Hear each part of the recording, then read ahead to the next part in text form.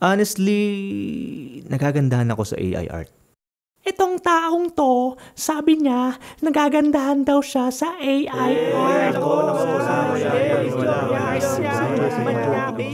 Hi, AI art. Ano nga ba ang AI art? Hindi si AI ha. Artificial Intelligence. Artificial Unnatural Intelligence, Self-Awareness. Ginugol ko lang yun ha. Art, alam nyo na yun. AI art is a form of craft na ginagamit ng computer. As in literal na computer ang gagawa ng art mo, hindi ikaw. Maglalagay ka lang ng description and then poof! It became Coco Crunch! Itong AI art ay automatic ng lahat. As in automatic. Pairing sobrang dali like pare. So, ito na naman ako. Sino nga ba ako? Teka, bibigyan kita ng background story. Yan, alam mo na. Honestly, hindi ako familiar dati. Akala ko yung mga pinupusuan ko sa Hentai Foundry ay tunay na art. AI lang pala. Ang laki kasi nung kaya convincing. Anyway, para gumawa ng AI art, itatype mo lang yung mga gusto mong i-drawing. Like kunwari ang puta. For example na lang. Big hips, black eyes, red hair, pale skin, etc. Ganyan. Magta-type ka lang tapos kailangan sobrang precise ng description mo. May software na dapat may comma each description. Meron naman kahit space na lang. Kumbaga parang nagpa-art commission ka sa isang artist. Kaso yung artist algorithm. Computer generated ika nga. Imaginein mo magta-type ka lang tapos hindi magandang result. Wala kang aaway na tao. Sarili mo lang. Kasi ang bobo mo. Charot. Pag gusto mong mas better ang result, aayusin mo lang ang description or pipili ka ng different variation na inoffer nung software. Pero may bayad to. Subscription type. Alam ko kasi nag-research na ako and I want to try kahit papano at malaman yung workflow. Huwag nyo nang alamin kung anong gusto kong i-type. Basta alam nyo na yun. Honestly, nagagandahan ako sa AI art. Itong taong to, sabi niya, nagagandahan daw siya sa AI art. Hindi naman daw siya magtatry, no?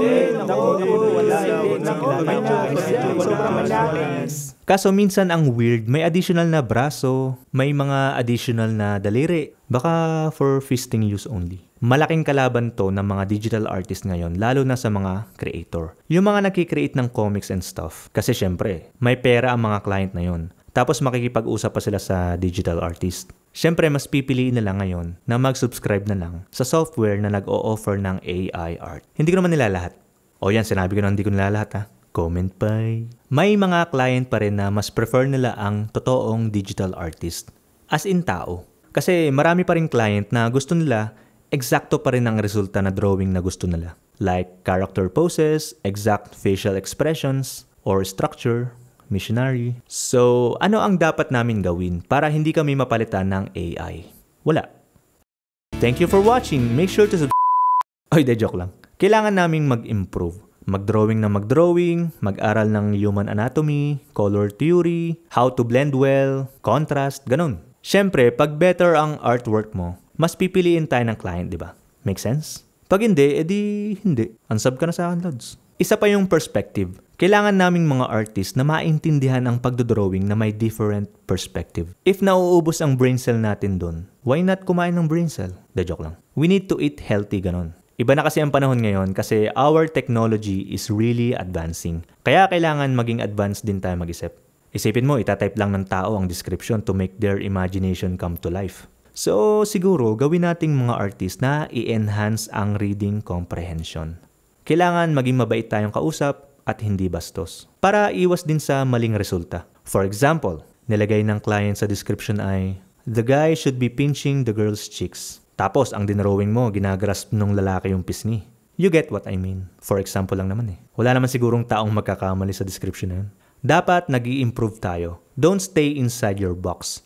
Labasan din kayo. Lumabas din kayo. Madami namang free platform dyan para mag-aral ng art. YouTube, Xvideos. Kaya I hope sa mga past series ko na hindi madaling mag-drawing ay may natutunan kayong lahat.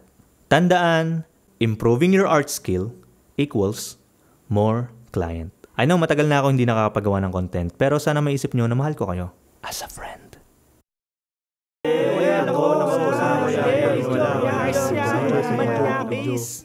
Thank you for watching. Kung gusto mo pa ng content ko, i-like mo na ang page na to.